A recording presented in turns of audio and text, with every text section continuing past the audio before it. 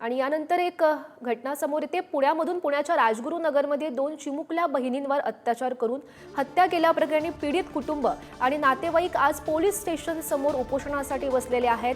प्रशासनाने लेखी आश्वासन दिलं, मात्र ठोस भूमिका केव्हा पार पाडणार या मागणीसाठी हे उपोषण त्यांचं सुरू आहे। तर राजगुरुनगर शहर बंदची सुद्धा आज हाक देण्यात आलेली आहे। आपण ही दृश्य सध्या पाहू शकतो, ज्या ठिकाणी त्यांचं हे उपोषण सुरू आहे, आंदोलन सुरू आहे, त्या ठिकाणची ही दृश्य आहे। पुण्यामध्ये प्रकार घडलेला होता, धक्कादायक असा प्रकार राजगुरुनगरमधून समोर आलेला होता।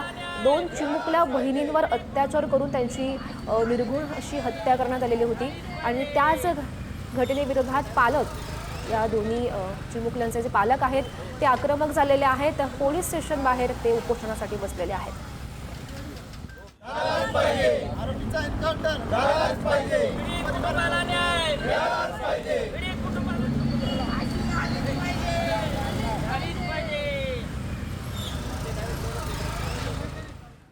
तर राज्य महिला आयोगाची पुण्यात सध्या बैठक सुरू असल्याचं पाहायला मिळतंय। रुपाली चाकणकर यांची पोलीस अधीक्षकांसोबत ही बैठक सुरू आहे। राजगुरुनगर अत्याचार हत्या प्रकरणी चर्चा सुरू असल्याची माहिती मिळते। पोलिसांनी अजय दास या आरोपीला अटकही केलेली आहे। महत्त्वाची अपडेट आपण पाहतोय, रुपाली चाकणकर यांची पोलीस अधीक्षकांसोबत ही पुण्यामध्ये बैठक सुरू असल्याचं पाहायला मिळतंय।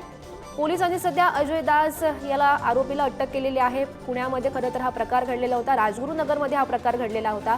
2 चिमुकल्या मुलींची जी हत्या करण्यात आली होती, अत्याचार करून हत्या करण्यात आलेली होती आणि त्यानंतर आरोपी अजय दास याला पोलिसांनी अटक केलेली आहे आणि त्याच संदर्भात रुपाली चाकणकर यांची पोलीस अधीक्षकांसोबत ही बैठक सुरू आहे।